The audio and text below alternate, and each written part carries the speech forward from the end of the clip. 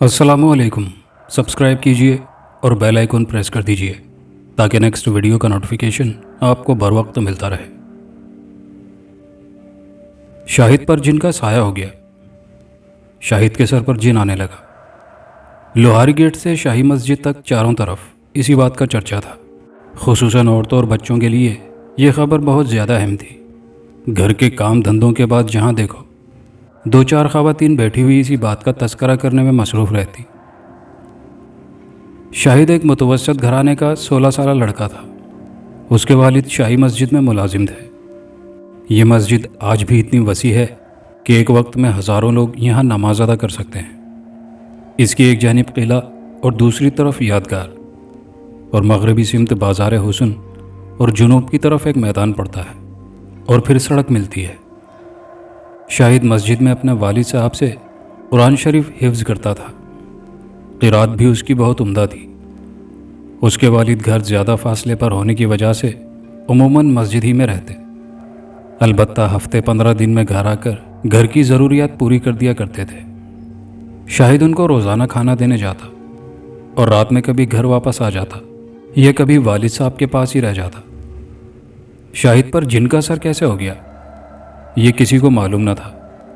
बज़ाहिर ऐसा मालूम होता था कि या तो घर वाले इस बात को फैलाना नहीं चाहते थे या फिर कुछ और बात थी जिसकी वजह से अगर कोई उससे मिलने घर जाता तो उन्हें मिलने नहीं दिया जाता। वालिद के लिए खाना अब भी लेकर जाता था, लेकिन अब यादगार से होकर जाने की बजाय किले और मैदान से होता हुआ शाही मस्जिद पहुंचता। उस वाक़े के बाद शाहिद अक्सर रास्ते में मुझसे मिलता था। वह चूँकि मेरा दोस्त था इसलिए मैंने हस्बे मामूल पुरानी बेतकल्लुफ़ी से उससे पता करना चाहा, लेकिन अब उसका हाल ये था कि वो मुझे देखकर कतराने लगता और मुझे देखकर रास्ता बदल देता। आमना सामना होने की सूरत में भी आंखें नीची किए रहता और बेताल्लुकी से गुजरने की कोशिश करता। मुझे उसके इस रवैये पर बड़ी हैरत थी।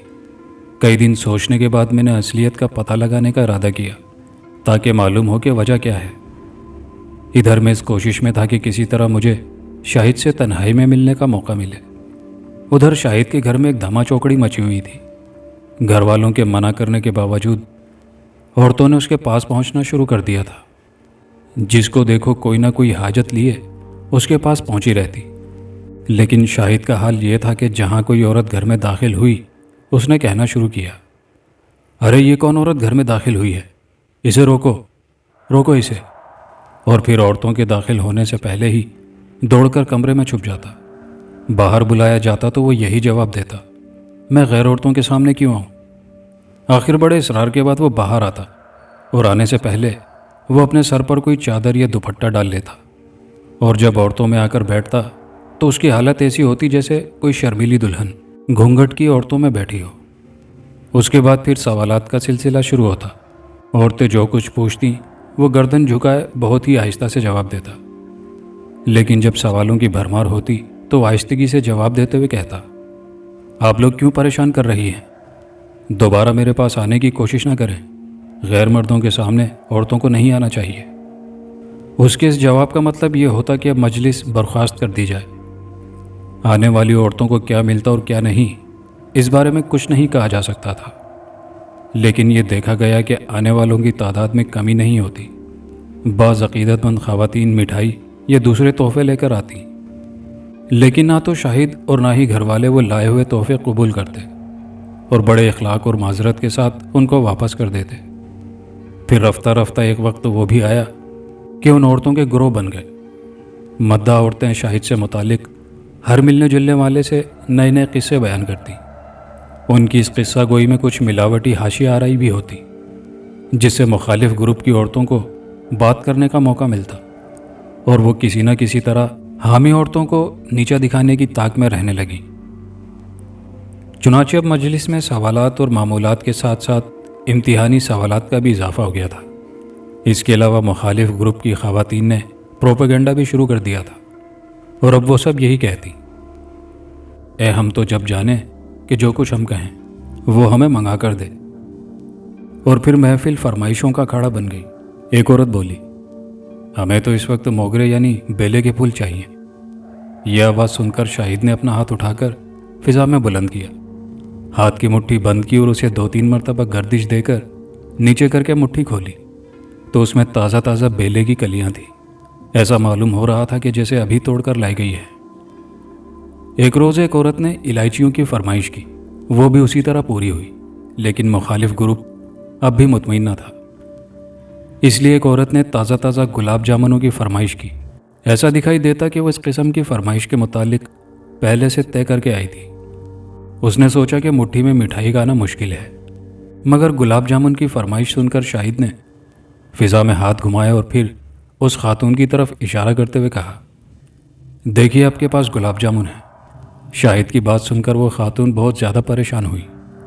پہلے تو انہوں نے ادھر ادھر دیکھا، پھر اپنے جسم کے آس پاس دیکھنے لگی۔ اچانک ان کا ہاتھ فرش پر پھیلے ہوئے دوپٹے پر پڑا۔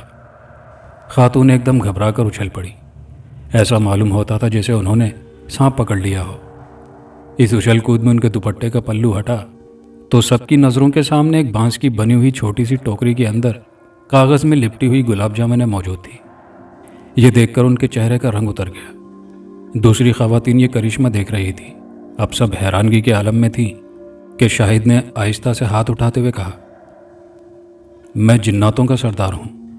میں خود کسی کو پریشان کرنا پسند نہیں کرتا، اس لیے آپ لوگ بھی آئندہ مجھے پریشان کرنے کی کوشش نہ کریں۔ میں تو اس لڑکی کے پاس صرف قرآن شریف سننے آتا ہوں۔ اس واقعے کے بعد پھر کسی عورت نے سوال کرنے کی ہمت نہیں کی، لیکن 1-2 روز بعد ایک دوسرا سلسلہ شروع ہو گیا۔ ایک روز ایک صاحب نے اپنی لڑکی کے بارے میں پوچھا کہ جہاں لڑکی کی بات چل رہی ہے کیا وہ جگہ مناسب ہے؟ شاہد ان کا سوال سن کر بڑی دیر تک سر جھکائے ہوئے بیٹھا رہا۔ تقریباً 15 منٹ بعد اس نے سر تھوڑا اونچا کرتے ہوئے کہا، جس جگہ لڑکی کی بات چل رہی ہے وہ جگہ مناسب نہیں ہے، لڑکے کا چال چلن ٹھیک نہیں ہے۔ اور ہوا بھی یہی۔ ان صاحب نے شاہد کا جواب سن کر اچھی طرح انکوائری حاصل کی تو پتہ چلا کہ یہ بات صحیح ہے۔ اسی طرح ایک محترمہ کا 14-15 سالہ لڑکا ایک ہفتے سے غائب تھا۔ پولیس میں بھی رپورٹ لکھوائی گئی اور لاہور سے باہر رہنے والے عزیزوں کو خط اور فیکس کیے گئے، لیکن ہر جگہ سے نفی میں جواب ملا۔ ماں باپ پریشان تھے۔ ماں باپ نے جب اپنے لڑکے کے متعلق شاہد سے سوال کیا تو وہ پہلے بڑی دیر تک خاموش بیٹھا رہا اور پھر آہستہ آہستہ ہاتھ ہلاتے ہوئے بولا، آج شام تک آپ کا لڑکا واپس آ جائے گا۔ بعد میں معلوم ہوا کہ اسی دن شام کو ان کے صاحبزادے تشریف لے آئے۔ ہوا یہ تھا کہ وہ ماں باپ کا لاڈلا تھا۔ ایک دن ماں باپ نے کسی بات پر ڈانٹا، وہ اس چیز کو برداشت نہ کر سکا اور گھر سے نکل گیا اور پھر خود ہی گھر آ گیا۔ لیکن مجھے تو ان چیزوں سے کوئی خاص دلچسپی نہ تھی۔ میں تو اصلیت معلوم کرنا چاہتا تھا، اس لیے میں شاہد سے تنہائی میں ملنے کی فکر میں تھا۔ ایک روز مجھے وہ میدان میں جاتے ہوئے ملا۔ میں اسے بڑے تالاب کے کنارے لے گیا، اس لیے کہ اس قسم کی باتوں کے لیے تنہائی کی ضرورت تھی۔ چٹانوں پر بیٹھنے کے بعد میں نے اسے پورا واقعہ سنانے کو کہا۔ پہلے تو وہ انکار کرتا رہا، آخر بڑی مشکل سے راضی ہوتے ہوئے بولا، تمہیں یہ تو معلوم ہے کہ میں شاہی مسجد میں ابو سے قرات سیکھ رہا ہوں۔ کبھی میں گھر واپس آ جاتا ہوں اور کبھی رات میں وہیں رہ جاتا ہوں۔ یہ اب سے کئی مہینے پہلے کی بات ہے۔ ایک رات میں مسجد کے لان میں سو رہا تھا۔ والد کی طبیعت ٹھیک نہ تھی، اس لیے وہ حجرے میں تھے۔ سوتے میں اچانک ایسا محسوس ہوا کہ کسی نے مجھے اٹھا کر بٹھا دیا ہو۔ پہلے تو نیند کے خمار میں بات سمجھ میں نہ آئی، لیکن پھر فوراً ایک عجیب قسم کا احساس ہوا، جیسے کہ کچھ ہونے والا ہے۔ میں نے آنکھیں مل کر چاروں طرف دیکھا تو مجھے اپنے سرہانے ایک بزرگ کو کھڑے ہوئے دیکھ کر بڑا تعجب ہوا۔ سمجھ میں نہیں آ رہا تھا کہ یہ صاحب کون ہیں، کہاں سے آئے ہیں اور کیا چاہتے ہیں۔ اس سے پہلے میں نے ان کو کبھی دیکھا نہیں تھا۔ حلیہ بھی عجیب تھا، سفید اجلا لباس پہنے ہوئے تھے، داڑھی بھی سفید تھی، چہرے پر ایک عجیب قسم کا نور تھا، اور وہ میرے سرہانے خاموشی کے ساتھ کھڑے تھے۔ اس حلیے میں ایک اجنبی کو آدھی رات کے وقت اپنے سرہانے اس طرح کھڑے ہوئے دیکھ کر مجھے ڈر کی وجہ سے پسینہ آ گیا۔ اس قدر خوفزدہ تھا کہ بھاگنے کا خیال کیا تو ٹانگوں میں طاقت نہ تھی۔ چیخنے کی کوشش کی تو آواز نہ نکل سکی۔ مجھے اس طرح پریشان ہوتا دیکھ کر ان بزرگ نے دلاسا دیتے ہوئے میرے شانے پر تھپکی دی۔ گھبراؤ نہیں بیٹے، ڈرنے کی ضرورت نہیں، انہوں نے تسلی دیتے ہوئے کہا۔ میں نے ان بزرگ کی بات کا کوئی جواب نہیں دیا، لیکن خوف کی وجہ سے باہر پھٹی پھٹی آنکھوں سے انہیں ضرور دیکھ رہا تھا۔ तुम अपने दिल से खौफ दूर करो, तुम्हें कोई नुकसान नहीं पहुंचेगा। आओ मेरे साथ चलो, बुजुर्ग ने कहा। मेरे लिए उनका कहना मानने के अलावा कोई दूसरा रास्ता न था, इसलिए कुछ सोचे समझे बगैर उनके साथ चल दिया। उनके साथ चलते हुए मैंने मस्जिद के सहन में देखा। उस वक्त चांदनी निकली हुई थी, हर चीज़ वाज़ेह और साफ नज़र आ रही थी। मुझे ये देखकर बड़ा ताज्जुब हुआ कि कुछ फासले पर उन बुजुर्ग की तरह कुछ और लोग भी आ जा रहे थे, लेकिन कहाँ से आ रहे थे और कहाँ जा रहे थे ये मैं बिल्कुल ना समझ सका। आओ मेरे साथ, बुजुर्ग मेरा हाथ थामते हुए आगे बढ़ रहे थे। अभी मैं ये समझ नहीं पाया था कि ये क्या हो रहा है और मैं कहाँ जा रहा हूँ। मेरी तो उस वक्त ऐसी हालत थी जैसे मुझे हिप्नोटाइज कर दिया गया हो। अब बुजुर्ग और मैं दोनों साथ साथ मस्जिद के सहन में चल रहे थे। हमारा रुख मोतिया तालाब की जानिब था।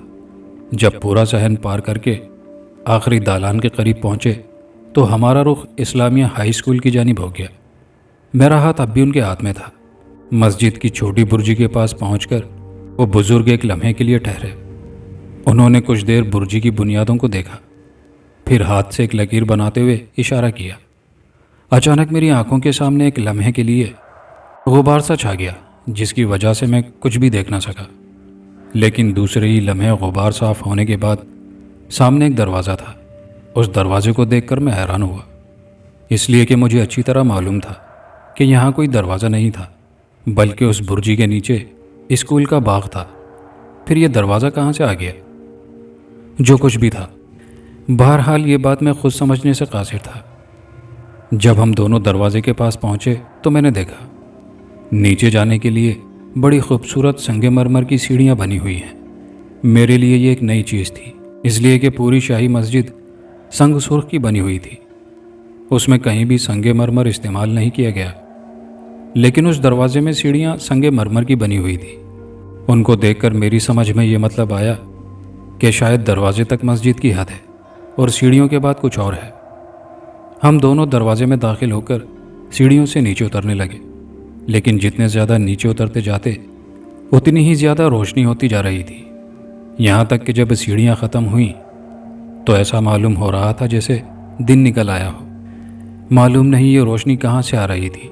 मैंने ऊपर निगाह की तो आसमान या चांद सूरज किसी किस्म की कोई चीज़ न थी, लेकिन मेरी नज़रों के सामने एक पूरा शहर था। ऊंचे नीचे कई मंजिला मकानात बने हुए थे, सड़कें कुशादा थीं, दुकानें खुली हुई थी, जगह जगह छोटे खूबसूरत बाग थे। काफ़ी चहल पहल थी, लोग चल फिर रहे थे। उन चलने फिरने वालों में मर्द भी थे और औरतें भी, बच्चे बूढ़े और जवान सभी थे। ये लोग ज़्यादातर सफ़ेद लिबास पहने हुए थे। हम दोनों चलते रहे। बुजुर्ग अब भी मेरा हाथ थामे हुए थे, लेकिन मुझे ये देखकर बड़ी हैरानी हुई कि रास्ते में हर शख्स उनको सलाम कर रहा है और फिर उनके गुजरने तक एक जानिब हटकर अदब के साथ खड़ा हो जाता। चलते चलते आखिरकार हम एक मकान के सामने रुके। मकान बहुत बड़ा मालूम होता था। मकान क्या था, बल्कि उसे किला कहना मुनासिब होगा। सदर दरवाजे के बाहर सफ़ेद सफ़ेद धुआं उठ रहा था। समझ में नहीं आ रहा था कि यह धुआं कहाँ से उठ रहा था, इसलिए कि आग का दूर दूर तक पता न था, लेकिन धुआं ज़मीन के मसामों से निकल रहा था और फिर बल खाकर एक जानिब हो जाता। यह धुआं सिर्फ एक जगह से निकल रहा था, जगह जगह यही हालत थी। बुजुर्ग ने करीब पहुंचने के बाद हाथ से इशारा किया और फिर फौरन ही धुएं में ज़िंदगी के आसार दिखाई देने लगे। देखते ही देखते देखते धुएं की बजाय कुछ लोग इंसानों के रूप में खड़े हुए नजर आए। बुजुर्ग ने मेरी जानिब देखते हुए कहा, ये दरवाजे के पहरेदार हैं। सबने झुककर सलाम किया। बुजुर्ग सलाम का जवाब देते हुए आगे बढ़ रहे थे। जब हम दरवाजे के पास पहुंचे तो दरवाज़ा खुद ब खुद खुल गया, लेकिन खोलने वाले कौन थे ये नहीं मालूम, इसलिए कि कोई दिखाई नहीं दे रहा था। जब हम सदर दरवाजे से अंदर दाखिल हुए तो सामने एक बहुत बड़ी इमारत थी, लेकिन उस इमारत में दाखिल होने से पहले सामने एक कुशादा बाग था। वो बाग क्या था, जन्नत का गुमान होता था। रंग बिरंगे फूल खिले हुए थे, सब्ज घास करीने से उगाई गई थी, परिंदे चहक रहे थे, जगह जगह फलदार दरख्त खड़े हुए थे, बड़े हौज थे जिनमें फव्वारे चल रहे थे। मैंने इतना खूबसूरत बाग ज़िंदगी में पहली बार देखा था। दिल कर रहा था कि यहाँ की दिल भर के सैर करूं, लेकिन वो बुजुर्ग अब भी मेरा हाथ थामे हुए चल रहे थे। عمارت میں داخل ہونے کے بعد میں نے دیکھا کہ کافی تعداد میں مرد، عورتیں، لڑکے اور لڑکیاں چل پھر رہے تھے۔ ایسا معلوم ہوتا تھا کہ یہ سب یا تو خدام ہیں یا نچلے درجے کے جن ہیں، اس لیے کہ بزرگ کو دیکھ کر جس طریقے سے وہ ان کا ادب کر رہے تھے وہ ان کے خادم ہونے کا ثبوت تھا۔ کئی جگہ میں نے بچوں کو کھیلتے بھی دیکھا، وہ بزرگ کو دیکھ کر احترام سے کھڑے ہو گئے۔ کسی عورت یا لڑکی نے مجھے دیکھ کر نہ ہی کوئی پردہ کیا اور نہ چھپنے کی کوشش کی۔ ایسا معلوم ہوتا تھا کہ یا تو ان میں پردے کی رسم نہیں یا پھر مجھ سے پردہ نہیں کیا جا رہا ہے۔ ویسے راستے میں عورتیں ملی تھیں، میں نے ان کے چہروں پر نقاب جیسی چیز دیکھی تھی، مگر صورت نقاب میں ہونے پر بھی صاف دکھائی دے رہی تھی۔ ہم ایک بڑے کمرے میں داخل ہوئے جہاں اچھی قسم کے قالینوں کا فرش تھا، ان پر چھوٹے موٹے گدے پڑے تھے، سفید چادریں بچھی ہوئی تھی، ساتھ میں گاؤ تکیے بھی قرینے سے لگے تھے۔ بزرگ نے مجھے گدے پر لے جا کر بٹھایا، پھر میرے قریب بیٹھتے ہوئے بولے، بیٹا تمہیں تعجب ہوگا کہ میں کون ہوں اور میں تمہیں کہاں لے کر آیا ہوں۔ ان کے سوالات کا میں کوئی جواب نہ دے سکا۔ ایسا معلوم ہو رہا تھا کہ میرے سوچنے سمجھنے کی صلاحیت ختم ہو چکی ہے، اس لیے خاموشی سے ان کی صورت دیکھنے لگا۔ بیٹا ڈرو نہیں، بات کرو، بزرگ نے شفقت آمیز لہجے میں کہا۔ سنو بیٹا، یہ جناتوں کا شہر ہے اور میں ان سب کا امیر ہوں۔ یہ منصب ہمیں شاہ جنات کی جانب سے عطا ہوئی ہے۔ تم میرے مہمان ہو، تمہیں کوئی بھی کچھ نہیں کہہ سکتا۔ جنات میں اچھے بھی ہوتے ہیں اور برے بھی، لیکن تم سردار جن کے مہمان ہو، اس لیے سب تمہاری عزت کریں گے۔ میں نے کئی بار تمہیں قرآن شریف پڑھتے ہوئے سنا ہے، مجھے تمہاری قرات بہت پسند ہے۔ میں اپنے بیوی اور بچوں کو بھی تمہاری قرات سنانا چاہتا تھا، اس لیے تمہیں یہاں لے آیا ہوں۔ اطمینان سے بیٹھو، میں اپنے بچوں کو بلاتا ہوں، تم سے مل کر وہ بھی خوش ہوں گے۔ بزرگ نے زور سے کچھ کہا۔ دروازوں میں سرسراتی ہوئی ہوا اندر داخل ہو رہی تھی۔ ہوا اس قدر تیز تھی کہ اچانک مجھے سردی کی وجہ سے کپ کپی محسوس ہونے لگی۔ خوف کی وجہ سے میرا رنگ پیلا ہو رہا تھا اور میں آنکھیں پھاڑے ہوئے چاروں طرف دیکھ رہا تھا کہ دیکھو اب کیا ہوتا ہے۔ اب بھی میں کپ کپی پر قابو حاصل کرنے کی کوشش کر رہا تھا کہ چاروں طرف لرزتے ہوئے ہیولے نظر آئے، اور دیکھتے ہی دیکھتے یہ ہیولے جسموں میں تبدیل ہونا شروع ہو گئے۔ ایک لمحے کے بعد ہی میرے سامنے عورتیں، لڑکیاں، لڑکے اور بچے بیٹھے ہوئے تھے۔ یہی وہ بچہ ہے جس کے بارے میں نے تم لوگوں کو بتایا تھا۔ اس کا نام شاہد ہے اور یہ بہت اچھی قرات سے قرآن شریف پڑھتا ہے۔ آج میں تمہارے پاس اس لیے لایا ہوں کہ تم بھی اس کی قرات سن سکو۔ اچھا پہلے اس کی خاطر تواضع کرو، پھر یہ تمہیں قرآن شریف سنائے گا۔ بزرگ کے اتنا کہنے پر پورا کمرہ سفید سفید دھوئیں سے بھر گیا۔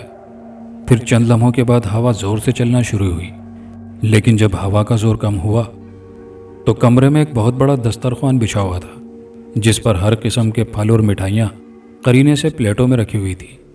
پینے کے لیے ایک نئی قسم کا شربت تھا۔ اس کا رنگ نہ تو پوری طرح سفید تھا اور نہ لال، بلکہ عجیب طرح کا رنگ تھا، لیکن پینے میں اتنا اچھا اور لذیذ تھا کہ جی چاہتا کہ پیتا ہی چلا جاؤں۔ مجھے اس وقت تو بھوک نہ تھی اور نہ ڈر کی وجہ سے کھانے کی خواہش تھی، لیکن ان بزرگ کے اصرار پر کھانا پڑا۔ میرے کھانا شروع کرنے پر دوسرے لوگوں نے بھی کھانے میں میرا ساتھ دیا۔ مٹھائی بالکل تازہ تھی، ایسا معلوم ہو رہا تھا جیسے حلوائی کی دکان سے گرما گرم ابھی ابھی لائی گئی ہو، اور اسی طرح پھل بھی ایسے معلوم ہو رہے تھے کہ جیسے ابھی درختوں سے توڑ کر لائے گئے ہوں۔ کچھ دیر میں کھانے سے فارغ ہونے کے بعد اطمینان سے بیٹھ کر سب میری جانب دیکھنے لگے۔ اب کافی حد تک میرا ڈر بھی دور ہو چکا تھا، اس لیے بزرگ کی فرمائش پر سورہ جن کا ایک رکوع میں نے قرات کے ساتھ سنایا۔ پڑھنے کے دوران سب نے مرحبا مرحبا کی تکرار کی۔ کچھ دیر کے بعد بزرگ نے اپنے گھر والوں کی جانب دیکھتے ہوئے کہا، دیکھا لڑکا کتنا اچھا پڑھتا ہے، ان کو یہاں بلایا کیجیے۔ سب نے یک زبان ہو کر کہا، ہاں میں ان کو یہاں لایا کروں گا، میرا خیال ہے کہ تم لوگوں کو بھی ان سے قرات سیکھنا چاہیے۔ اچھا بیٹا چلو میں تم کو چھوڑا ہوں، لیکن ایک بات یاد رکھنا، اب میرا سایہ تم پر رہے گا، مگر تم ڈرنا نہیں۔ ابھی بزرگ نے بات ختم ہی کی تھی کہ اچانک باہر سے آوازیں آنا شروع ہوئیں۔ ایسا معلوم ہو رہا تھا جیسے کسی شخص پر سختی کی گئی ہو اور وہ اذیت پر کرا رہا ہو۔ بزرگ نے اپنی زبان میں کچھ کہا، ان کے منہ سے بات ابھی ختم ہوئی تھی کہ یکایک کمرے میں دھماکہ ہوا उस धमाके के साथ एक धुआं उठा और देखते ही देखते एक जिन नमूदार हुआ। लेकिन वो जिन तन्हा नहीं था, बल्कि उसके साथ एक दूसरा जिन भी था, जिसको पहला जिन मजबूती के साथ अपनी गिरफ्त में लिए हुए था। ऐसा मालूम हो रहा था कि दूसरा जिन मुलजिम है, जिसको पहला जिन पकड़ कर लाया है। क्या बात है? बुजुर्ग ने पहले जिन से पूछा। इसने फिर शरारत की है, पहले जिन ने जवाब दिया। बताओ, बुजुर्ग ने मुलजिम से कहा। मैं रास्ते में खड़ा था कि एक शख्स ने मुझे लकड़ी मारी। किस रूप में खड़े थे? काले कुत्ते के रूप में। तो फिर तूने क्या किया? मैंने उस शख्स के घर को आग लगा दी। तुमने शरारत की है। उस आदमी को क्या मालूम था कि कुत्ते के रूप में जिन है? वैसे भी किसी जिन को इंसान को सताने की ममानियत है, लेकिन तुमने एक इंसान के घर में आग लगाई है। इसलिए तुम्हारी अब यह सज़ा है कि 6 महीने तक तुम कुत्ता बनकर इंसानों की बस्ती में घूमोगे, और अगर इस अरसे में तुमने किसी किस्म की शरारत की तो तुमको उसकी सज़ा मिलेगी। ले जाओ। बुजुर्ग के ले जाओ की आवाज़ के साथ ही दोनों जिन हवा में तहलील होना शुरू हुए और देखते ही देखते नज़रों से गायब हो गए। मैं इस अजीब किस्म की अदालत और फैसले को देखकर बड़ा ताजुब कर रहा था। ना वकील, ना गवाह, ना किसी और किस्म की अदालती कार्रवाई। 1 मिनट के अंदर ही मुकदमे का फैसला हो गया। इनके लिए तोहफा लाओ, बुजुर्ग ने एक जानिब देखते हुए कहा। लेकिन जिस जानिब उन्होंने मुंह करके कहा था, मुझे तो वहाँ कोई नज़र नहीं आया। मगर एक बार फिर हवा ज़ोर से चलना शुरू हुई और चश्मे ज़दन में एक जिन रुमाल में कोई चीज़ बांधे हुए खड़ा था। उसकी वज़ाक़ता से मालूम हो रहा था कि ये मुलाजिम है। लो बेटे, ये तुम्हारा तोहफा है, बुजुर्ग ने रुमाल का बंडल मुझे देते हुए कहा। मेरे बंडल ले लेने पर वो फिर मेरी जानिब देखते हुए बोले, अच्छा अब तुम अपनी आंखें बंद कर लो। मैंने उनकी हिदायत के मुताबिक अपनी आंखें बंद कर ली। मुश्किल से 1 मिनट गुजरा होगा कि उनकी आवाज़ फिर सुनाई दी, आंखें खोल लो। मैंने आंखें खोली। पहले तो बड़ी देर तक मेरी समझ में नहीं आया कि मैं कहाँ हूँ, लेकिन कुछ देर के बाद चारों तरफ देखा तो रुमाल का बंडल मेरे हाथ में था और मैं मस्जिद के दालान में अपने बिस्तर के पास खड़ा हुआ था। जो वाक़यात अब तक मेरे साथ पेश आए थे, उनकी वजह से मैं बहुत परेशान था। मैं बड़ी देर तक रुमाल पकड़े हुए बिस्तर के पास खड़ा रहा। समझ में नहीं आ रहा था कि क्या करूं और कहाँ जाऊं। आखिर जब होश बहाल हुए तो यही मुनासिब समझा कि वालिद को जगाकर तमाम वाक़या बता दूं। मैंने उसी वक्त अंदर कमरे में जाकर उन्हें बेदार किया और पूरा किस्सा सुनाते हुए वो रुमाल का बंडल उनको दे दिया। उन्होंने बंडल खोलकर देखा। उसमें ताज़ा बनी हुई मिठाई थी और साथ में चांदी के सिक्के वाले 100 रुपये भी थे।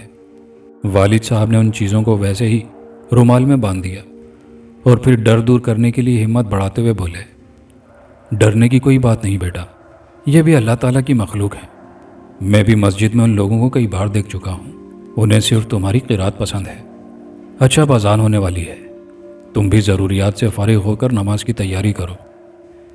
दिन निकलने पर मैंने एक बार उस दरवाजे की तलाश में बुर्जी तक गया, लेकिन वहाँ किसी दरवाजे का नामो निशान भी नहीं था। उस दिन के बाद फिर कई मरतबा मेरा जाना उन बुज़ुर्ग के साथ हुआ। वो हर बार पहले की तरह रुमाल में उन्होंने मुझे मिठाई और रुपए लपेट कर दिए। उसके बाद वो घर भी अक्सर मेरे पास आए और ये सिलसिला अब भी जारी है। शाहिद की कहानी बड़ी ताज्जुब खेज़ थी।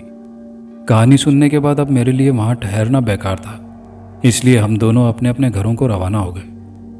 लेकिन काफ़ी दिनों के बाद एक रोज़ मेरी मुलाकात शाहिद से फिर हो गई। मैंने वैसे ही तस्करा उससे पूछा, क्यों शाहिद, अब भी उन बुज़ुर्ग के साथ तुम्हारा जाना होता है?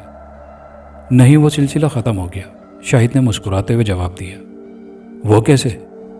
एक रोज़ वालिद ने हाजिरात के ज़रिए उन बुज़ुर्ग को बुलाया। फिर बड़ी देर तक उनसे बातें करते हुए वालिद ने उन्हें समझाया कि उनकी वजह से लड़की की तालीम और तरबियत पर असर पड़ रहा है। दूसरा एक वक्त आएगा कि उसकी शादी ब्याह भी करनी है। उसकी शोहरत की वजह से शादी में बड़ी दिक्कतें पेश आएंगी, इसलिए उनको चाहिए कि वो अपना साया मुझ पर से उठा लें। अलबत्ता क़िरात सुनना हो तो मस्जिद में जब शाहिद पढ़े तो आकर सुन सकते हैं। पहले तो बुज़ुर्ग ने वालिद की बात मानने से इनकार कर दिया, बाद में राज़ी हो गए और अब उनका मुझ पर कोई असर नहीं है। अलबत्ता जब कभी मैं मस्जिद में कुरान शरीफ पढ़ता हूँ तो मुझे ऐसा महसूस होता है कि वो बुज़ुर्ग भी मौजूद हैं, लेकिन वो मुझे नज़र नहीं आते। मुझे शाहिद की बातों पर यकीन था और वैसे भी मुझे मालूम है कि अब उसके घर में औरतों के आने जाने का सिलसिला ख़त्म हो चुका है। खास एपिसोड का दूसरा पुरस्कार किस्सा। ज़िला मद्रास में गड़ाही नाम का एक छोटा सा कस्बा है जिसके करीब बांसों का जंगल दूर दूर तक फैला हुआ है। उसके करीब एक नदी बहती है और ये नदी जुनूब मगरिब की तरफ 15 मील के फासले पर दरियाए कावेरी में मिल जाती है। उसके विशाल हिस्से में एक छोटा सा कस्बा है जहाँ बहुत कम आबादी पाई जाती है। लोग ज़्यादातर झोंपड़ियों में रहते हैं या फिर पत्थर के मकान तामीर करके। इलाके के शुमाल मशरिक में तकरीबन 12 मील के फासले पर गोलामोती नदी गंदालाम में मिल जाती है। उन तीनों को पहाड़ों ने घेरे में ले रखा है जिन पर बांसों का जंगल वाक़ है। उस जंगल में बहुत से जानवर पाए जाते हैं लेकिन ज़्यादा तादाद हाथियों की है। पूरन अपने माँ बाप का इकलौता बेटा था। उम्र 18 साल के लगभग थी। तेज़ तरार और ज़हीन था और जंगल में दूर दूर तक निकल जाता। उसके वालिदैन उसके लिए बहुत परेशान रहते लेकिन वो अपनी मस्ती में गुम शहर को निकल जाता। उसकी रिहाइश भी दरियाई कावेरी के शुमाल में पाए जाने वाले कस्बे में थी। उस दिन भी पूरन बांसों के जंगल में काफ़ी दूर तक निकल आया लेकिन जब वापस जाने लगा तो रास्ता भटक गया। बहुत परेशान हुआ लेकिन परेशानी से क्या होता। उसने अपनी हिम्मत को बहाल रखा। अंदाजे से चलता हुआ एक तरफ को बढ़ने लगा। चलते चलते हिम्मत जवाब देने लगी। रास्ता ना मिला। भला मीलों तक फैले बांसों के जंगल में रास्ता ढूंढना इतना आसान कहाँ हो सकता है। कस्बा तो नहीं लेकिन पहाड़ों के पास नदी नजर आ गई। प्यास चमक उठी। जल्दी से बढ़कर पानी पिया। पानी पीते पीते उसको अजीब सा एहसास हुआ। उसके एहसास के तहत उसने जल्दी से पीछे मुड़कर देखा तो उसकी आंखें फटी की फटी रह गई। थोड़ी देर बाद उसकी चीखें कुर्बो जवार को हिला गई लेकिन वहां कौन मदद करने वाला था। खून आलूद लाश वहीं पड़ी रही और रात छा गई। पूरन के माँ बाप बहुत ज़्यादा परेशान थे क्योंकि रात हो चुकी थी लेकिन वो वापस ना आया। आखिर पूरन का बाप चंद आदमियों को साथ लेकर जंगल की तरफ रवाना हुआ। उनके हाथों में डंडे और लालटेन थे। वो जंगल में बहुत आगे तक गए लेकिन बेसुध। आखिरकार पूरन की लाश का काम सुबह पर रखा गया और वो वापस हो लिए। सारा कस्बा मीठी नींद के आगोश में था लेकिन पूरन बदनसीब के वालिदैन को भला नींद कहाँ आ सकती थी। इकलौता जवान बेटा घर से गायब था और ऐसे इलाके में जहाँ मौत का ज़रा भी पता न चले कि कब दबे पाँव आ जाए। सुबह सवेरे पूरन का बाप चंद आदमियों को लेकर जंगल की तरफ रवाना हुआ।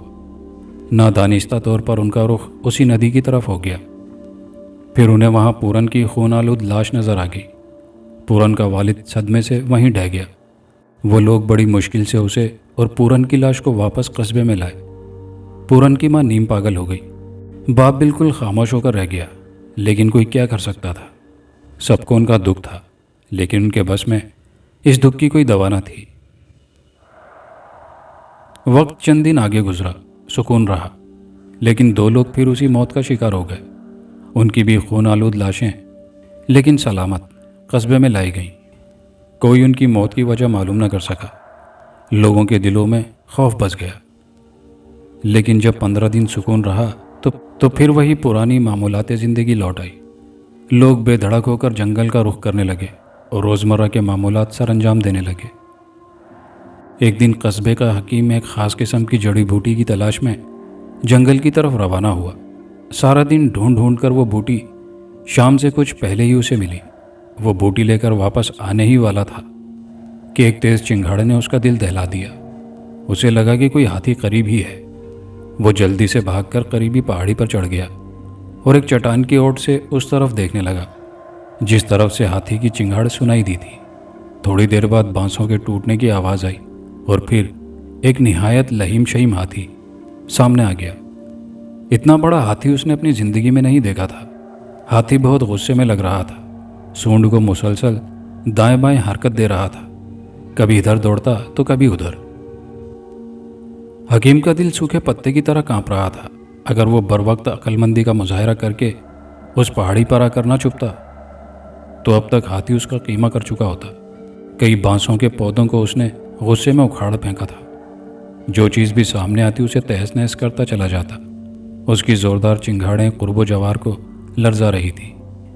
यकीनन ये हाथी पागल हो चुका था और हो न हो जंगल में होने वाली अमवात का जिम्मेदार यही है। کیونکہ اگر کوئی اور درندہ انسانوں کو موت کے گھاٹ اتارتا تو یقیناً اس کا گوشت لازمی کھاتا اور خون بھی چاٹتا، لیکن ہاتھی صرف جاندار کو ہلاک کرنے پر اکتفا کرتا ہے، اس حکیم نے سوچا۔ وہ رات اس نے کسی نہ کسی طرح ڈرتے ڈرتے گزار دی، اور صبح کا اجالا پھیلتے ہی وہ واپس دوڑ آیا۔ راستے میں وہ بہت خوفزدہ بھی رہا تھا کہ کہیں ہاتھی کہیں سے نہ آ جائے، لیکن خیر ہوئی، وہ خیریت سے قصبے میں پہنچ گیا اور اس نے سب کو ہاتھی کے پاگل ہونے کی خبر دی۔ گاؤں کے لوگوں نے بغیر کسی دلیل کے اس بات کو سچ مان لیا، کیونکہ سینکڑوں میل پھیلا ہوا جنگل جو ہر قسم کے درندوں سے بھرا پڑا تھا، اس میں کسی درندے کا پاگل ہونا عام سی بات تھی۔ وہ لوگ خاموش ہو گئے، اور کر بھی کیا سکتے تھے؟ وہ 19ویں صدی کا دور تھا، اور وہ قصبہ بالکل جنگل کے کنارے ہونے کی وجہ سے شہری سہولیات سے نابلد تھا۔ ہاں، یہ ہوا کہ لوگوں نے جنگل میں بہت دور جانا چھوڑ دیا۔ ان کے پاس آتشی اسلحہ بھی نہیں تھا، لیکن چند ایک ہتھیار تھے جو مقامی سطح پر تیار کیے گئے تھے۔ ایسے میں گاؤں والے پاگل ہاتھی سے مقابلہ کرنے کی سوچ بھی نہیں سکتے تھے، اس لیے وہ خاموش ہو کر بیٹھ گئے۔ کچھ عرصہ سکون سے گزرا، پھر ایک دن میاں بیوی اس قصبے میں آئے۔ وہ دونوں بہت امیر کبیر لگ رہے تھے۔ ان کے پاس ایک کار بھی تھی جسے ایک آدمی ڈرائیو کر رہا تھا، جو یقیناً ان کا ڈرائیور تھا۔ وہ لوگ جنگل میں جانا چاہتے تھے۔ اس آدمی کو شکار کا بہت شوق تھا، اور اس کی بیوی بھی ایڈونچر پسند کرتی تھی، اس لیے وہ یہاں کے دشوار گزار سفر کے لیے تیار ہوئی تھی۔ جنگل میں وہ دونوں ایک مقامی آدمی کے ساتھ ہی جاتے۔ ڈرائیور وہیں قصبے میں ٹھہر کر ان کا انتظار کرتا۔ قصبے کے لوگوں نے اسے بہت سمجھایا، لیکن وہ ہر صورت جنگل میں جانا چاہتے تھے۔ قصبے والوں نے انہیں جنگل میں ہونے والی اموات کے بارے میں بھی بتایا تھا، اور اس ہاتھی کے بارے میں بھی، کہ مکمل طور پر پاگل ہو چکا تھا اور جان لینے سے بھی درک نہیں کرتا۔ لیکن ان کا کہنا تھا کہ اول ہو سکتا ہے کہ وہ ہاتھی کسی اور طرف چلا گیا ہو، اور دوسرا اگر ہاتھی موجود بھی ہوا تو ان کے پاس اسلحہ وغیرہ تھا، اور وہ اپنی حفاظت کا پورا بندوبست کر کے آئے تھے۔ وہ نہیں جانتے تھے کہ جب موت آتی ہے تو سب تدبیریں اور حفاظتیں دھری کی دھری رہ جاتی ہیں۔ بہرحال گاؤں والے خاموش ہو گئے۔ وہ لوگ ایک رات گاؤں میں ٹھہر کر اور اپنے ڈرائیور کو گاؤں میں ٹھہرنے کے لیے معقول معاوضے پر ایک مقامی آدمی کو بھی ساتھ لے گئے۔ پہلے تو وہ آدمی کسی صورت ساتھ جانے کو تیار نہ تھا، لیکن جب انہوں نے اچھے پیسوں کی پیشکش کی تو وہ تیار ہو گیا۔ دولت کسے بری لگتی ہے؟ اسی دولت کی خاطر تو لوگ موت کے کنویں میں چھلانگ لگانے سے بھی باز نہیں آتے۔ مر گئے تو ٹھیک، بچ جانے کی صورت میں زندگی بھر عیش۔ صبح سویرے وہ لوگ روانہ ہو گئے۔ ان کے پاس اسلحے کے علاوہ کھانے پینے کا بھی مکمل سامان تھا۔ اس کے علاوہ ہر قسم کی ضرورت کی چیزیں بھی تھیں، لیکن وہ سامان اتنا بھی نہیں تھا کہ انہیں اٹھا کر چلنے میں دشواری ہو۔ سارا دن چلنے کے بعد سر شام ہی انہوں نے ایک جگہ پڑاؤ ڈال دیا۔ خیمے اس لیے نہیں لگائے کہ موسم خاصا خوشگوار تھا اور ٹھنڈی ہوا فرحت کا احساس دلا رہی تھی۔ ویسے بھی صبح کو انہوں نے یہاں نہیں ٹھہرنا تھا، شکار تو محض بہانہ تھا۔ حقیقتاً وہ لوگ اس دشوار گزار جنگل کی سیر کے لیے آئے تھے۔ وہ عورت بہت پرجوش تھی، اسے جنگل کی زندگی بہت اچھی لگ رہی تھی، لیکن شاید اس نے جنگل میں رہنے والے درندوں کے بارے میں نہیں سوچا تھا کہ وہ کسی بھی وقت آ سکتے ہیں اور رنگ میں بھنگ ڈال سکتے ہیں۔ بہرحال کھانے کے بعد وہ لوگ لیٹ گئے اور جلد ہی نیند کی آغوش میں چلے گئے۔ رات کے کسی پہر اس مقامی آدمی جسے وہ بطور گائیڈ اپنے ساتھ لائے تھے، اس کو رفع حاجت کی ضرورت محسوس ہوئی، تو وہ اس جگہ سے تھوڑی دور ایک درخت کی اوٹ میں چلا گیا۔ چاند مکمل طور پر نکلا ہوا تھا، اس لیے نزدیک کا منظر خاصی حد تک واضح تھا۔ ابھی وہ فارغ ہی ہوا تھا کہ اس نے ایک تیز چنگھاڑ کی آواز سنی تو وہ لرز گیا۔ آواز اسی طرف سے آئی تھی جہاں وہ میاں بیوی سوئے ہوئے تھے۔ پھر عجیب اٹا پٹخ کی آوازیں آنے لگی، ساتھ ہی انسانی لرزہ خیز چیخوں کی بھی، جو انہیں میاں بیوی کی تھی۔ اس نے ڈرتے ڈرتے درخت کی آڑ سے جھانک کر دیکھا اور اس کی آنکھیں پھٹنے کے قریب ہو گئیں۔ ایک مضبوط تن و توش والا ہاتھی بہت غصے میں ان دونوں میاں بیوی کو اٹھا کر پٹخ رہا تھا۔ ان میاں بیوی کے منہ سے اذیت بھری چیخیں خارج ہو رہی تھی، ساتھ میں ہاتھی کی خوفناک چنگاڑیں دل دہلائے دے رہی تھی۔ وہ آدمی ان میاں بیوی کے لیے تو کچھ نہیں کر سکتا تھا، لیکن اپنی جان بچانے کے لیے تو بہت کچھ کر سکتا تھا۔ ہاتھی اس سے بہت دور نہیں تھا اور کسی وقت بھی ادھر آ کر اس کا حشر ان دونوں جیسا کر سکتا تھا، اس لیے اس نے وہاں سے دوڑ لگا دی۔ پودوں خاردار جھاڑیوں سے الجھتا گرتا پڑتا وہ صبح ہونے تک کسی نہ کسی طرح اپنے گاؤں پہنچ گیا۔ گاؤں والے اسے اتنی پریشانی میں بھاگتے آتے دیکھ کر بہت پریشان ہوئے۔ انہوں نے اس پر سوالات کی بوچھاڑ کر دی۔ ان میاں بیوی کے بارے میں پوچھا، لیکن وہ اتنا خوف زدہ تھا کہ کچھ نہ بول پایا اور گر کر بے ہوش ہو گیا۔ گاؤں والوں کو یقین ہو گیا کہ ضرور کوئی بات ہے۔ وہ اسے ہوش میں لانے کی تدبیر کرنے لگے۔ سب سے زیادہ پریشانی اس ڈرائیور کو تھی۔ چند گھنٹوں بعد وہ ہوش میں آیا اور اس نے لوگوں کو سب کچھ بتا دیا، ہاتھی کے آنے سے خود کا رفع حاجت کے لیے جانے تک، اور پھر ان میاں بیوی کی خون آلود لاشیں دیکھنے کے بعد وہاں سے بھاگنے تک۔ سب لوگ سکتے کی کیفیت میں تھے، اور سب سے زیادہ بری حالت اس ڈرائیور کی تھی جو ان میاں بیوی کے ساتھ آیا تھا۔ اس کی آنکھوں سے مسلسل آنسو بہہ رہے تھے۔ جب کچھ دیر بعد سب صدمے کی کیفیت سے نکلے تو ان کو لاشوں کی فکر ہوئی۔ ڈرائیور ابھی جنگل میں جانے اور لاشوں کو لانے پر بضد تھا، لیکن گاؤں والے کشمکش میں تھے اور جنگل میں جانے سے ہچکچا رہے تھے۔ انہیں اپنی زندگی کی فکر تھی، لیکن جب ڈرائیور نے ضد کی اور کہا کہ اس کے پاس اعلیٰ درجے کی بندوق ہے جو ہاتھی کو پلک جھپکتے میں ہی مار سکتی ہے، لوگ جانا تو نہیں چاہتے تھے لیکن پھر مجبور ہو گئے۔ کچھ نہ کچھ انسانیت تو بہرحال ان میں موجود تھی۔ وہ سب جنگل کی طرف روانہ ہو گئے۔ وہ آدمی جس نے یہ منظر اپنی آنکھوں سے دیکھا تھا وہ بھی ان کے ساتھ تھا، ان سب کو جگہ دکھانے کے لیے، لیکن خوف اس کی آنکھوں میں صاف نظر آ رہا تھا۔ سپہر کو وہ وہاں پہنچے۔ وہاں عجیب افراتفری کا عالم تھا۔ سارا سامان بکھرا پڑا تھا۔ کئی پودے اور چھوٹے درخت جڑوں سے اکھڑے پڑے تھے۔ ان کے ساتھ ہی دونوں میاں بیوی کی کچلی ہوئی خون آلود لاشیں بھی۔ دوسری رات آسمان کالی گھٹاؤں سے اٹا ہوا تھا۔ بادل اتنے زور سے گرج رہے تھے کہ دل اچھل کر حلق میں آ رہا تھا۔ بجلی کی کڑک اور اس کے ساتھ ہی تیز ہواؤں کا شور بھی ماحول کو بہت خوفناک بنا رہا تھا۔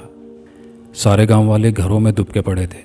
تیز ہوائیں جب جنگل میں لگے درختوں سے ٹکراتی تو بھیانک سا شور پیدا ہوتا۔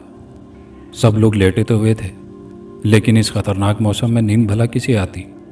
پھر بارش شروع ہو گئی تو بارش اور ہواؤں نے ماحول کی خوفناکی کو دو چند کر دیا۔ ایسے میں راجیش کو آواز سنائی دی۔ اس نے اس کو اپنا وہم جانا اور دوبارہ سونے کی کوشش کرنے لگا۔ اس نے ماں باپ کی طرف دیکھا۔ وہ بادلوں کے ٹلنے کی دعا کرتے کرتے نہ جانے کب سو گئے تھے۔ آواز پھر آئی، اس بار واضح تھی۔ یہ اس کی لاڈلی بکری کی آواز تھی جو منمنائے جا رہی تھی۔ پتہ نہیں اسے کیا مسئلہ تھا۔ راجیش بستر سے اٹھا اور دروازہ کھول کر باہر جھانکا۔ بارش کی تیز بوچھاڑ نے اسے ایک لمحے میں بھگو دیا۔ سردی کی لہر نے اس کے وجود میں پھریری دوڑا دی۔ بکری گھر کے باہر بندھی ہوئی تھی، اس لیے اسے باہر جانا پڑا۔ وہ ہمت کر کے آگے بڑھا اور گھر سے باہر آ گیا۔ بکری کو دیکھا، وہ اب آرام سے کھڑی تھی اور کوئی غیر معمولی بات نہ تھی۔ وہ بہت حیران ہوا، شاید وہ موسم کی وجہ سے بے چین ہو رہی تھی۔ راجیش یہ سوچتے ہوئے واپس پلٹا اور پھر خوف سے اپنی جگہ پر جم گیا۔ پھر چند منٹ بعد اس کی چیخوں نے پورے گاؤں کو گھروں سے باہر آنے پر مجبور کر دیا۔ جب سب لوگ اس جگہ پہنچے تو راجیش آخری سانسیں لے رہا تھا۔ خوف اس کی آنکھوں کے ڈھیلوں پر جم چکا تھا۔ وہ کچھ بتانے کی کوشش میں موت کی آغوش میں جا سویا۔ لوگوں نے اسے بھی ہاتھی کی کارستانی قرار دیا۔ اب تو سب لوگوں کو بہت فکر ہوئی۔ یہ خبر کسی طرح شہر پہنچائی گئی اور پھر سرکار نے نوٹس لے لیا اور ایک ماہر شکاری کو اس علاقے کی طرف بھیج دیا۔ چند دن کی مسلسل کوششوں کے بعد اس شکاری نے ہاتھی کو ختم کر دیا، لیکن پھر اس کی اپنی بھی خون آلود لاش بھی جنگل میں پائی گئی تھی، ہاتھی کے مردہ جسم سے کچھ فاصلے پر۔ لوگوں نے یہی سمجھا کہ جب ہاتھی کو گولی لگی ہوگی تو وہ غصے میں آ گیا ہوگا اور کسی طرح شکاری کو ہلاک کرنے کے بعد خود بھی مر گیا۔ بہرحال لوگ بہت خوش ہوئے کہ آدم خور ہاتھی سے نجات مل گئی۔ وہ مردہ لوگوں کو کھاتا تو نہیں تھا، لیکن ان کو موت کے منہ میں پہنچاتا تو تھا۔ پورا مہینہ خیریت سے گزر گیا۔ لوگوں کا خوف بھی کم ہوتے ہوتے ختم ہو گیا اور وہ بے دھڑک جنگل کا رخ کرنے لگے۔ ان کی اور ان کے پالتو جانوروں کی زندگی کا دار و مدار ہی جنگل پر تھا۔ ایک مہینے کے بعد ان اموات کا سلسلہ پھر شروع ہو گیا۔ گاؤں کے 3 لوگ پھر موت کی بھینٹ چڑھ گئے۔ ان کا اشر بھی پہلے جیسے لوگوں جیسا ہوا۔ سب لوگوں میں چمگوئیاں شروع ہو گئیں۔ اب وہ یہ ماننے کو کسی طور تیار نہ تھے کہ یہ کسی جانور کا کام ہو سکتا ہے، اور اسے کسی اور مخلوق کی کارستانی قرار دینے لگے۔ خیر جتنے منہ اتنی باتیں، لوگ جنگل میں جانا مکمل طور پر چھوڑ چکے تھے۔ ان سب میں سراسیمگی پھیل چکی تھی، سوائے اس کے کہ وہ جنگل میں جانا چھوڑ دیں، اور کوئی چارہ ان کے پاس نہیں تھا۔ لیکن کب تک وہ جنگل سے دور رہتے؟ کبھی کبھار کوئی بہت ضرورت کے تحت ادھر کا رخ کرتا اور کوئی خوش نصیبی واپس آ پاتا۔ کچھ دن بعد اس علاقے میں ایک فارسٹ آفیسر تعینات ہو کر آیا۔ وہ بہت خوبصورت اور بہادر نوجوان تھا۔ ہنسمکھ اور شیریں لب و لہجے کی بدولت وہ گاؤں والوں کی آنکھ کا تارا بن گیا۔ اس کی رہائش اسی گاؤں میں تھی، کیونکہ جنگل کے پاس موجود ڈاک بنگلہ اس حالت میں نہیں تھا کہ اس میں رہائش اختیار کی جا سکتی۔ ذرا سی بارش یا تیز ہوا اسے آسانی سے گرا سکتی تھی، اس لیے وہ گاؤں میں ہی ایک مکان میں ٹھہر گیا، جہاں ایک بوڑھا پہلے سے ہی رہتا تھا۔ اس آفیسر کا نام راج کمار تھا۔ سب اسے راج صاحب کہہ کر پکارتے تھے۔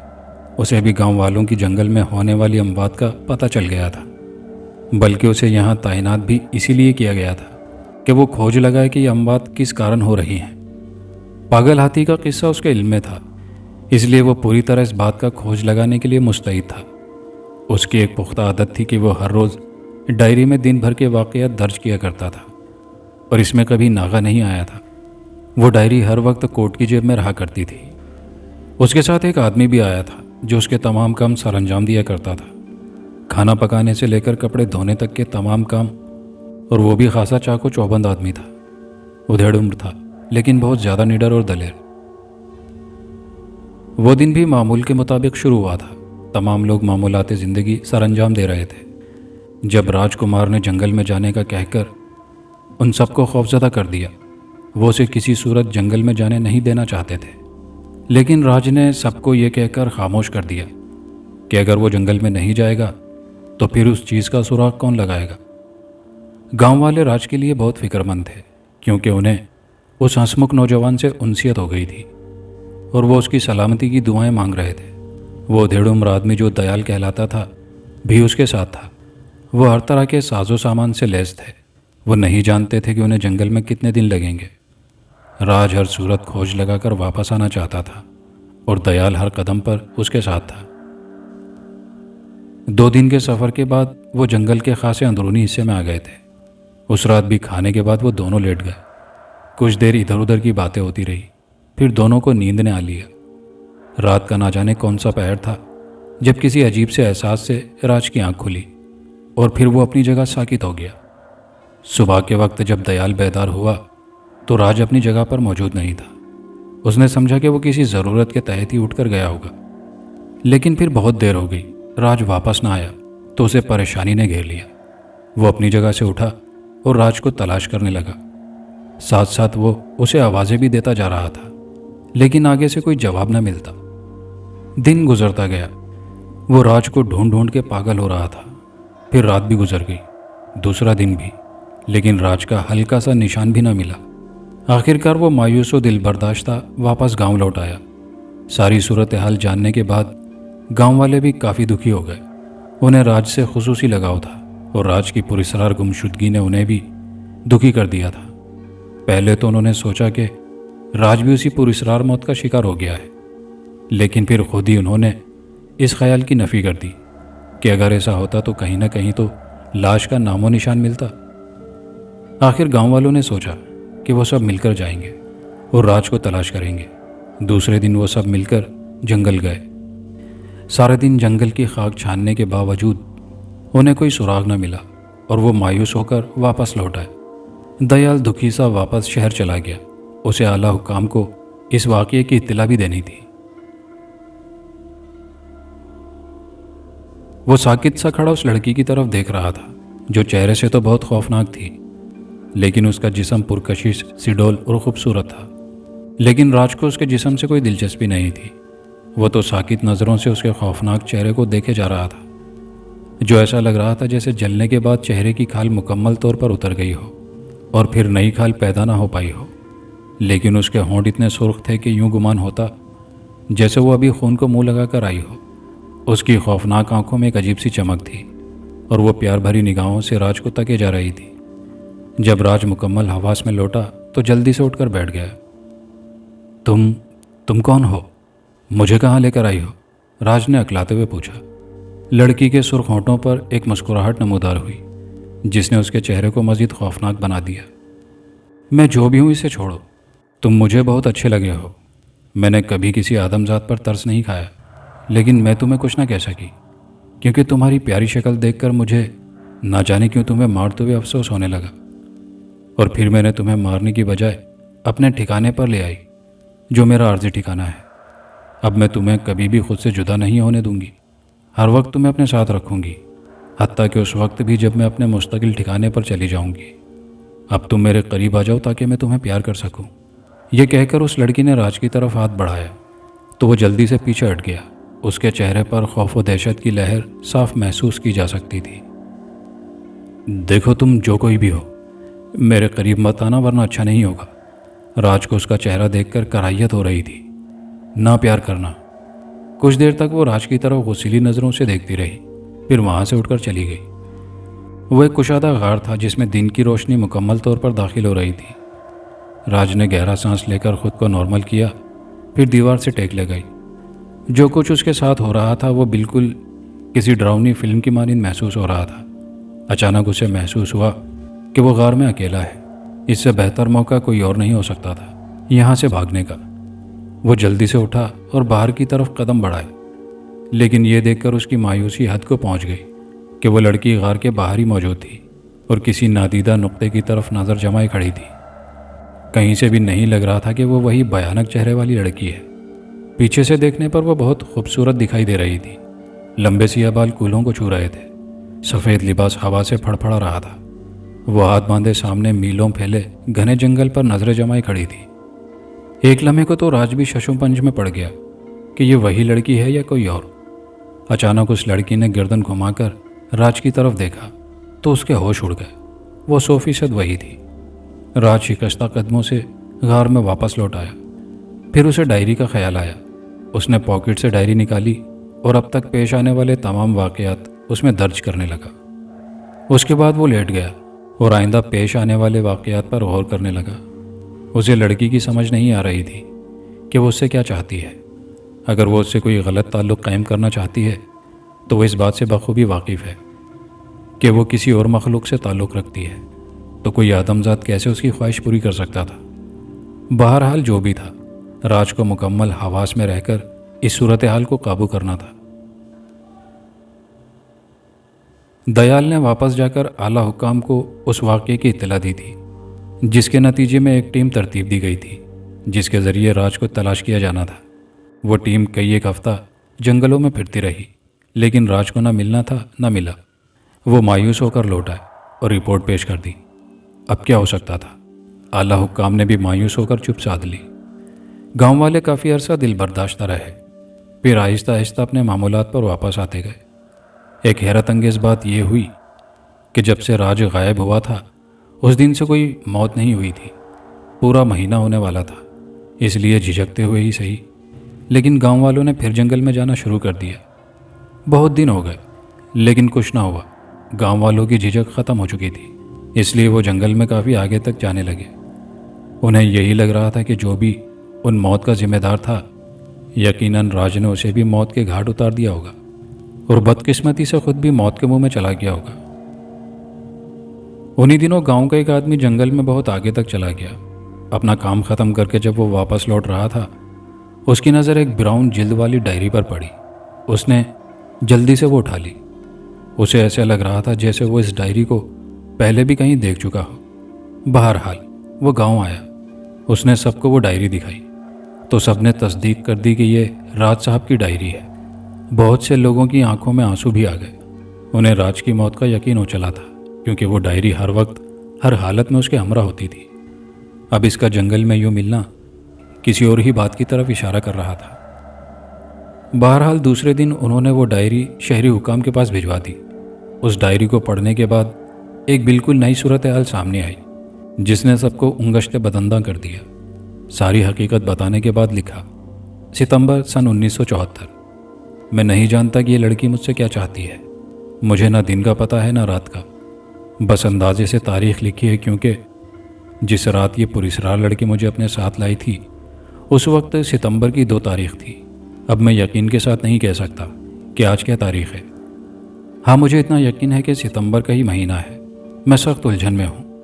اس لڑکی کے چہرے کی طرف دیکھ کر خوف اور کراہیت محسوس ہوتی ہے، لیکن اس کا جسم اتنا تراشیدہ اور خوبصورت ہے کہ بندہ ساکت سا اسے دیکھتا ہی رہے۔ پہلے دن اس نے مجھ سے فرمائش کی کہ میں اسے پیار کروں، لیکن میں نے انکار کر دیا۔ وہ مایوس اور غصے میں اٹھ کر چلی گئی۔ اب وہ ہر روز مجھے مجبور کرتی ہے، لیکن میرے انکار کے باوجود وہ مجھے کچھ نہیں کہتی۔ نہ جانے کیا بات ہے۔ اکتوبر سن 1874۔ مجھے یقین ہے کہ مجھے اس قید میں مہینہ گزر چکا ہے۔ ویسے دیکھا جائے تو یہ صدیاں محسوس ہوتی ہیں۔ اب میں ہر روز کے واقعات ڈائری میں درج نہیں کر سکتا، میری مجبوری ہے۔ لیکن ایک بات جو مجھے اچانک ہی معلوم ہوئی کہ گاؤں یا جنگل میں ہونے والی ساری پراسرار اموات اسی پراسرار لڑکی نے کی ہیں۔ لیکن جب سے اس نے مجھے قید کیا ہے، ان اموات کو ترک کر دیا ہے۔ یہ بات اس نے مجھے خود بتائی ہے، اور یہ بھی کہ وہ انسانی دنیا میں رہتے رہتے تھک چکی ہے۔ اب یہ واپس اپنی دنیا میں جانا چاہتی ہے، لیکن اکیلے نہیں، مجھے بھی ساتھ لے کر۔ میں بہت خوفزدہ ہوں، لیکن چپ ہوں۔ پھر کچھ خالی صفحات تھے، اس کے بعد پھر تحریر تھی۔ میں اس لڑکی کی بہت منتیں کر چکا ہوں کہ وہ مجھے واپس انسانی دنیا میں جانے دے، لیکن وہ نہیں مانتی، بقول اس کے کہ وہ میرے بنا اب نہیں رہ سکتی۔ آج کل میں وہ اپنی دنیا میں چلی جائے گی، مجھے ساتھ لے کر۔ میں آنے والے وقت سے لرزیدہ ہوں کہ نہ جانے میرا انجام کیا ہو۔ اب میں کبھی اپنی دنیا میں جا سکوں گا کہ نہیں، پتہ نہیں۔